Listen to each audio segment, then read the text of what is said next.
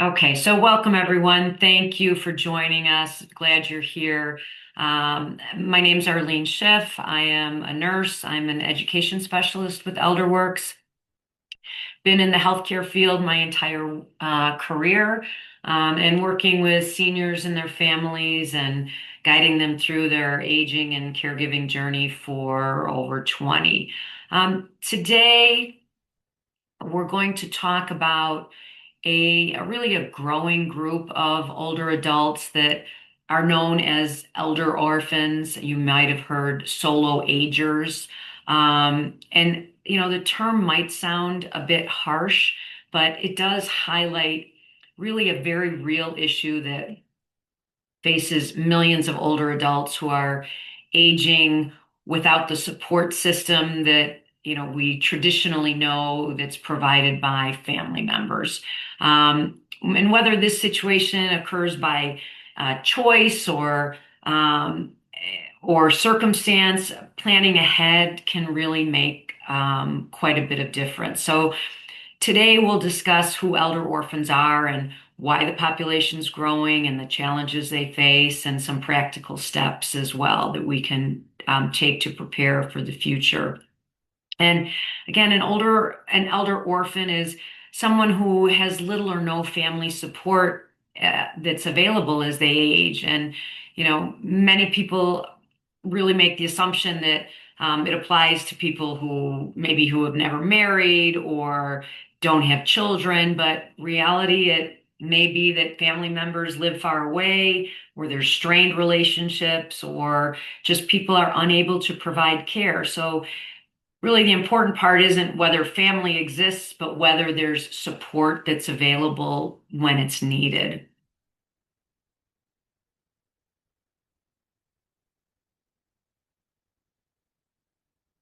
So again, we're going to identify what an elder orphan is, how it started, the classification started, who are the most vulnerable groups, and what everyone can do to support elder orphans. So the term elder orphan was popularized by Dr. Maria Carney. She was a geriatric physician, and she recognized that many older adults were aging without caregivers or without advocates. Again, there are many different terms, but elder orphan really remains one of the most recognized descriptions. And it's the key issue here is the absence of reliable support network when help becomes necessary. So typically, aging without a spouse or children or immediate family available to assist with the challenges of aging. So who might be an elder orphan? It could be someone who's never married, someone who was widowed or divorced, potentially childless adults, adults whose children live far away, people estranged from their family, the LGBTQ plus older population of older adults. They rely on chosen family. And there's also older adults with limited social support. It's not a small issue, as you can see. Approximately 1 in 5 adults age 65 and over are aging alone or are at the risk of aging alone. The number is expected to exceed 80 million by 2040. And more Americans are remaining childless or living alone or geographically distanced from family members. And we know that longevity is increasing, so planning for support becomes even more important. And as Americans do live longer, we see that family structures change, and then more people find themselves aging without that family support. And many adults, older adults, can remain independent for years, but life can also change quickly, whether it's an illness or for some reason a hospitalization, maybe there was a fall or just an unexpected health event.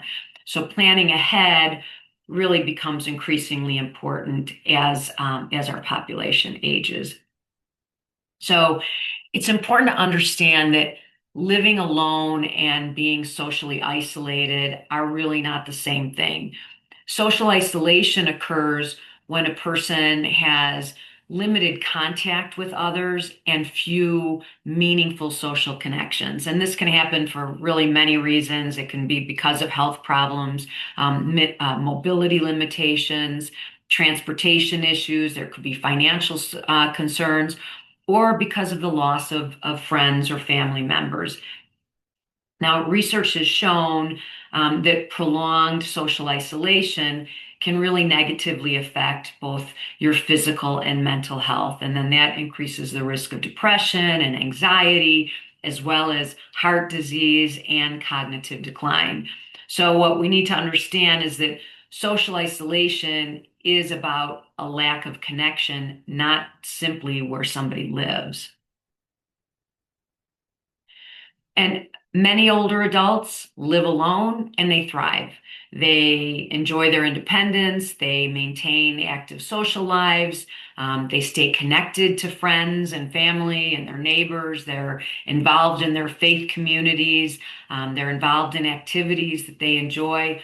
So living alone doesn't automatically mean that someone is lonely or isolated.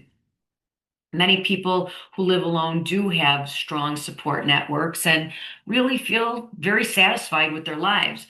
So, as we discuss elder orphans today, the real concern isn't whether someone lives alone, but whether they have the people and the resources that they can rely on when they need support. So, while living alone can be a lifestyle choice, social isolation turns into a risk factor. So understanding that difference really helps us then to identify who may need additional support as they age.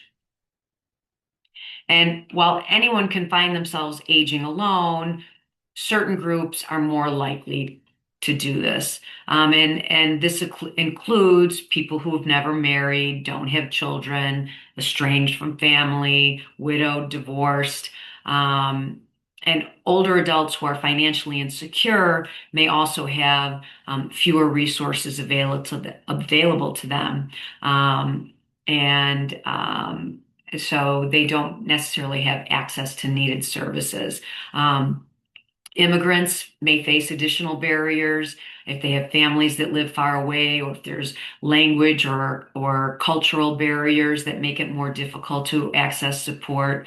LGBTQ plus older adults may be relying more on close friends or what is called a chosen family rather than traditional family networks. And they also may have experienced significant discrimination or even family rejection early in life.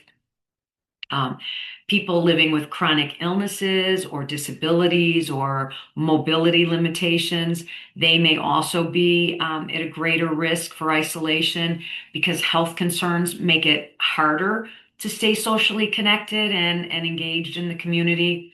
So understanding these risk factors doesn't mean somebody will become an elder orphan. It just means that it helps us identify who may benefit from planning ahead or building support systems and making those connections with community resources before a crisis would occur. So our goal here isn't to predict necessarily who will need help. It's to make sure that really everyone has support in place if and when they need it.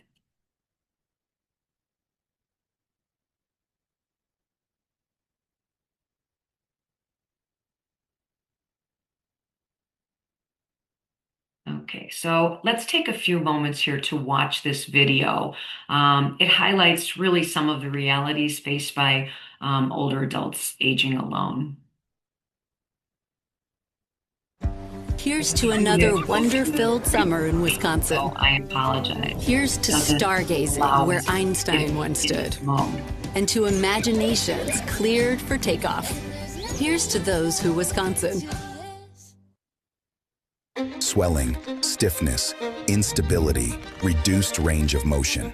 This is what it's like living with TGCT, a condition that can trap people in physical and emotional pain. Give me about 10 seconds. It feels hard to stay upbeat in the face of the daily grind of this disease. If you're feeling trapped by TGCT, you're not alone. Untangle the truth of TGCT and get the support you need at tgcttruth.com. An elderly man picked up the phone last week and placed a heartbreaking call to 911. Turns out it was a wake-up call about a growing problem that has gone unnoticed. Here's Dr. John LaPook. Clarence Blackman is an 81-year-old Army veteran battling prostate cancer. But cancer wasn't the reason he called 911. What I need is someone to get to the grocery store and bring me some food because I need to eat something. I thought, well, you know, I got to have an instant response. And I figured I know that 911 responded very quickly.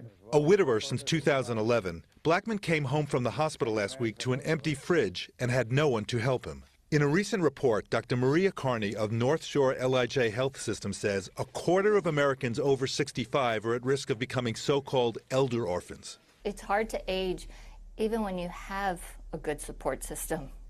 So you can only imagine if you don't have anybody with you to help you. About a third of Americans aged 45 to 63 are single, a 50% increase since 1980. The report says elder orphans not only combat loneliness and depression, they lack assistance for their basic needs. 911 dispatcher Marilyn Hinson was so struck by Blackman's call, she took a detailed list of his food requests and personally delivered them. I've been hungry. A lot of people can't say that, but I have. You know, and I cannot stand to see anybody go hungry. Blackman was then inundated with donations and offers to help. One lady sent me 6 cans of Spam. I thought, well, God, I'm in heaven now. You know, I got 6 cans of Spam. Dr. Carney had a great idea. Develop an app where you put in a zip code and are told about the local resources available. What a wonderful thing that dispatcher did. Doc, thanks very much. It's heartwarming and heart-wrenching all at the same time, isn't it? So aging alone, you know, presents unique challenges. As we age, most of us will need some help at some point, you know, whether it's, again, after surgery or an illness or just dealing with everyday tasks that become more difficult over time. And so for older adults who are aging alone, these challenges can be magnified because there may not be a spouse or an adult child or nearby family members available to step in. So one of the big concerns in social isolation and loneliness, or one of the biggest concerns, is social isolation and loneliness. While, you know, living alone doesn't, again, automatically mean someone's lonely, the lack of regular social connections can really just take a toll on both physical and emotional health. And studies have linked prolonged loneliness and isolation to the depression, anxiety, heart risk, increased risk of dementia. You know, we also take a look at a concern that transportation of lack of transportation and healthcare access. So something as simple as going to a doctor's appointment or picking up prescriptions or arranging transportation for a medical procedure can really become a significant obstacle when there's no one available to help. So financial and legal matters, then they also become increasingly complicated with age. And many adults rely on spouses or adult children to help manage their bills or monitor their finances or assist with important decisions. And these elder orphans or solo agers may not have someone they trust to be able to provide a second opinion or recognize when there's a financial mistake or even a scam. And then we move into housing and daily living needs, maintaining a home or preparing meals, managing medications, doing the housekeeping, what we find normal everyday things, handling repairs. This all becomes more difficult, and especially if you add on to that with an illness or recovery from a medical issue. So unfortunately, older adults then who are isolated are also at greater risk for abuse, neglect, financial exploitation. So individuals who have limited support systems may be more vulnerable to manipulation or fraud because, again, there's nobody checking in or advocating on their behalf. And, some of the biggest challenges are that many of these issues may happen all at once, or they develop slowly or gradually.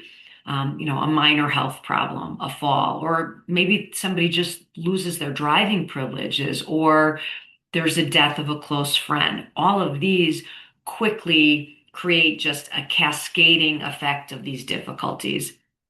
So again, there's good news that the challenges aren't all inevitable. We need to plan ahead, build a support network, stay socially engaged, seek professional guidance when it's needed, and know that as a solo ager, you can maintain independence and quality of life for many years.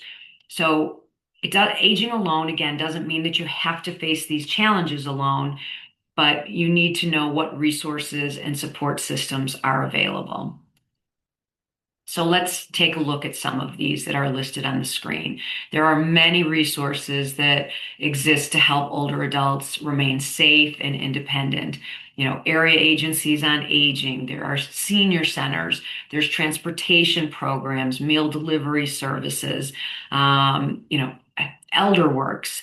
Please don't hesitate to contact us. We are happy to assist in any way. But just know that there are a variety of organizations that offer programs and services that are tailored to the needs of older adults. And, whether it's needing some financial assistance or healthcare support or social engagement, there are programs that are available.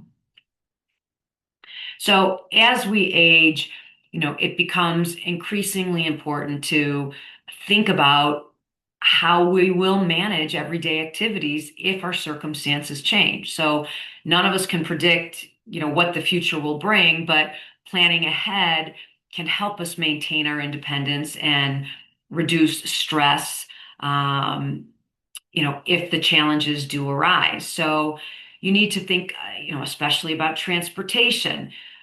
Many older adults depend on driving to maintain their independence, but what happens if you're temporarily unable to drive or your vision changes and you shouldn't be driving? So having the knowledge of a backup transportation or transportation plan can make a big difference. When you talk about medication management, as we age, medications often become more involved, the number increases, and it's often more complicated to manage.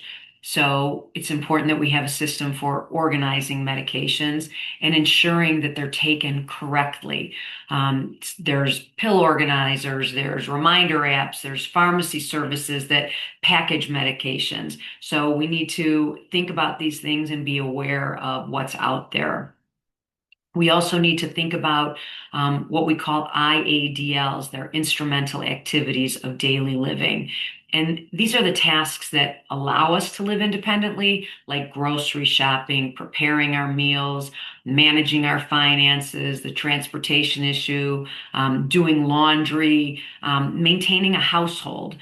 So many people manage these activities, no difficulty for many, many years. But again, it's also wise to think about who could help if need be, if the help is needed.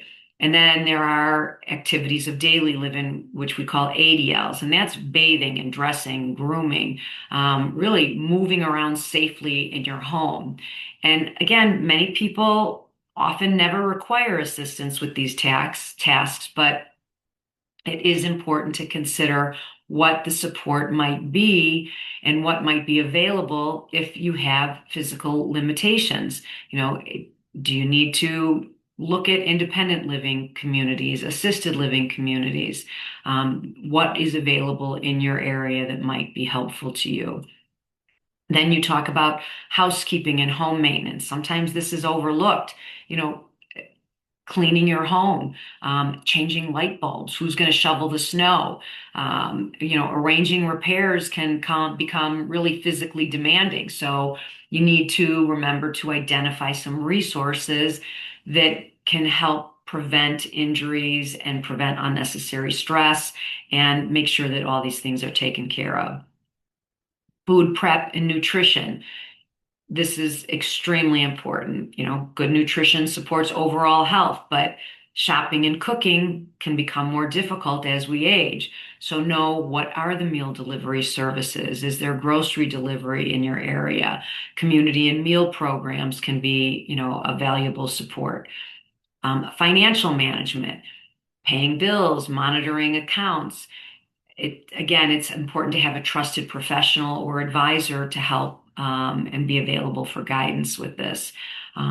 You need to prioritize preventative health care and routine screening. So staying current with medical appointments, vaccinations, hearing and vision exams. All these can help identify problems early and help maintain the quality of life that you deserve and want. And again, social engagement, as we've said, it's just as important as physical health. Staying connected with, whether it's friends or family or community. Take advantage of classes at senior centers. This helps improve emotional well-being and, again, very importantly, supports cognitive health. So the goal isn't to worry about every possible problem, but the goal is to think ahead and ask, if I needed help in any one of these areas tomorrow, who or what resources would I turn to? So having those answers in place can really provide a tremendous peace of mind.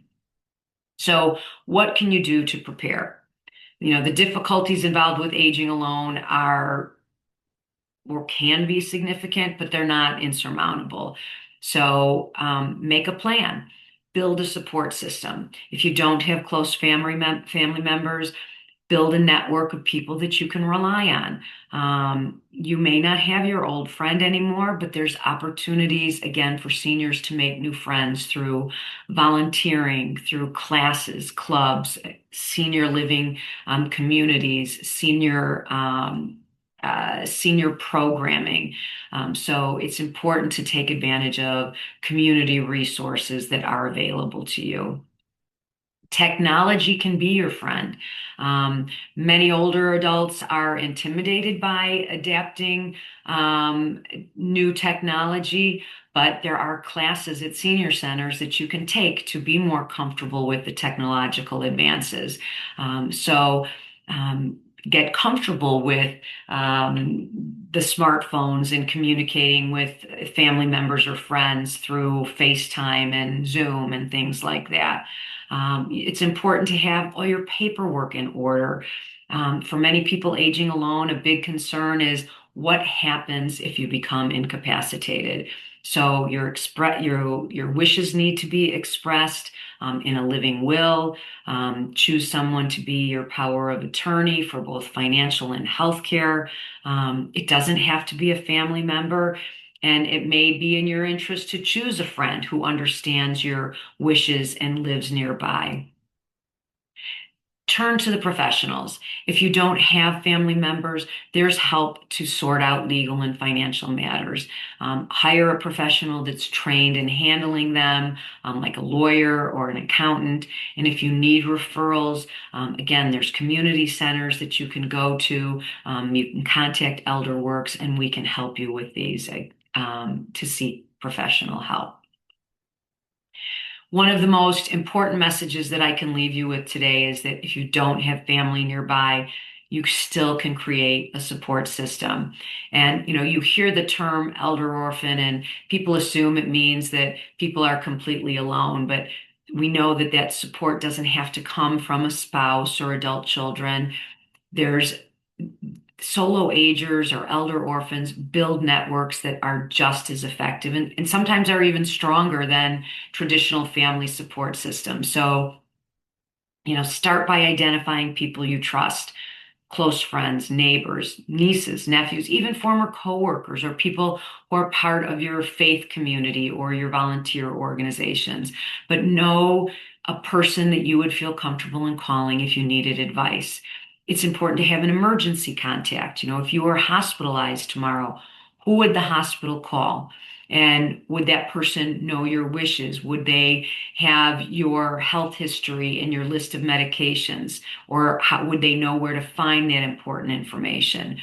We discussed the healthcare power of attorney and financial power of attorney. These are extremely important. But stay involved in the community. Join a senior center. Go to an exercise class. Join a book club. Join a volunteer organization. Take a look at your faith community or just social groups.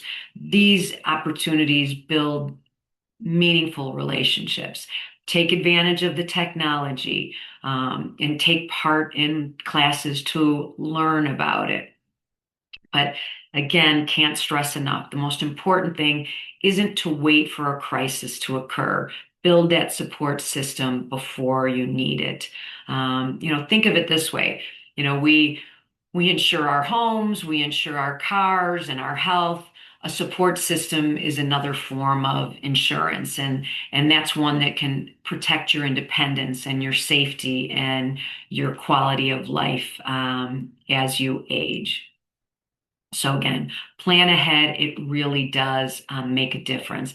Next, I'm going to go through a little case study that shows how important identifying risks early and building a support system is. So let's take a look at this. You've got Mrs. HM. She's a 92-year-old widow, lives in her home with her 65-year-old son who's got cerebral palsy, and he is dependent upon her. She's managed to live at home with just a little bit of help for many years. But over the past few months, she's noticed that her function is declining. She is becoming unable to drive, do many household chores.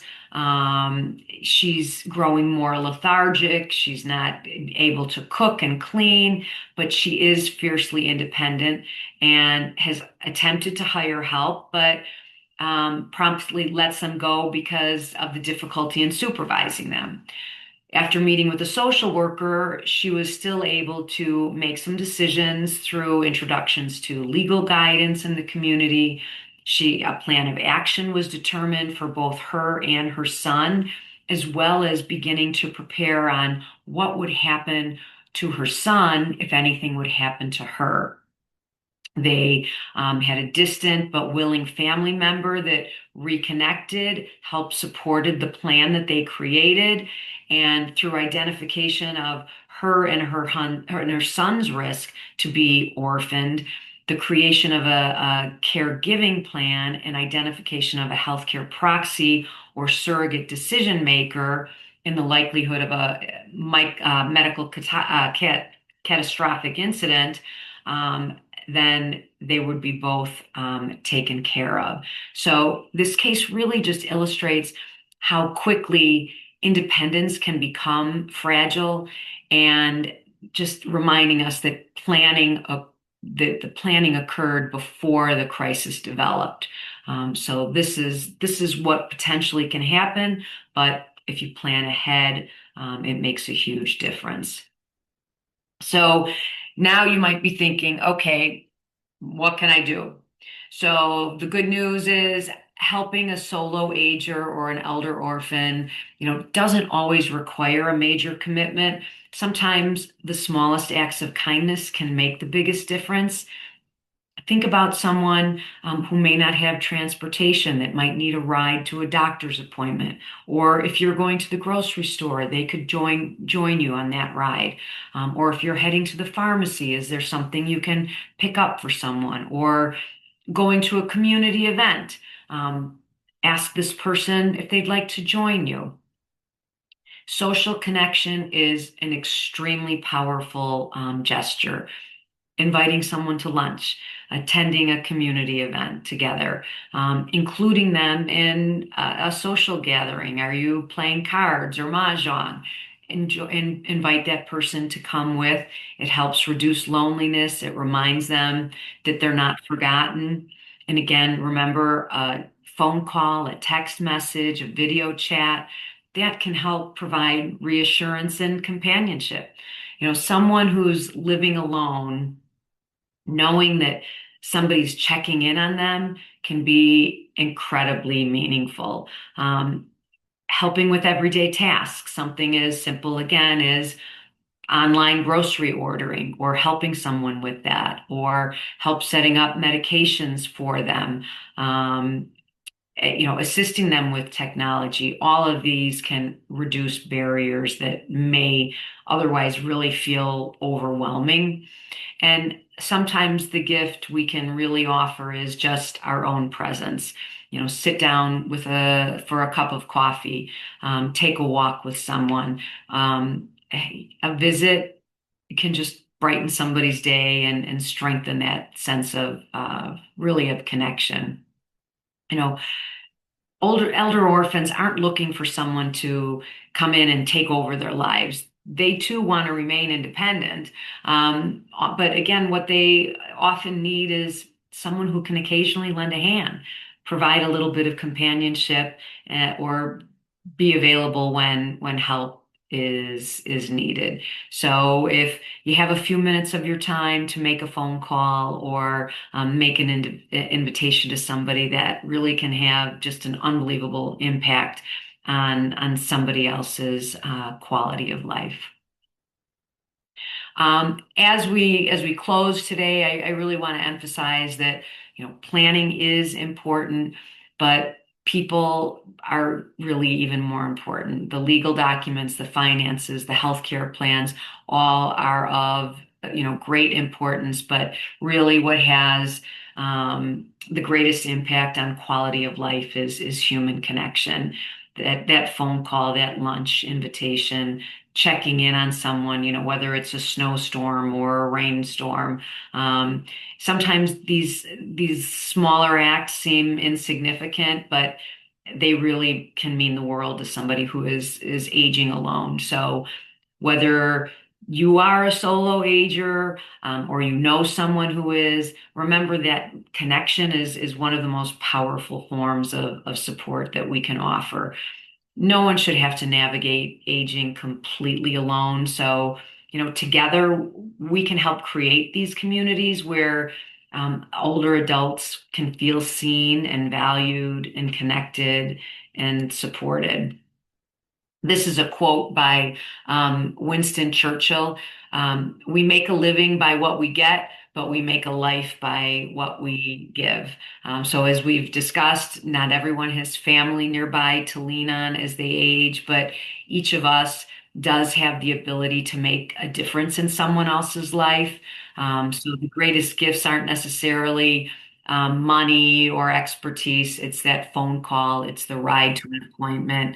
It's simply letting somebody know that they matter. So, my hope today is that, I can encourage you to think about just one person in your life who may be aging alone, and ask yourself, what small act of kindness can I offer? Because that support we give today becomes the community we all really hope to have for tomorrow.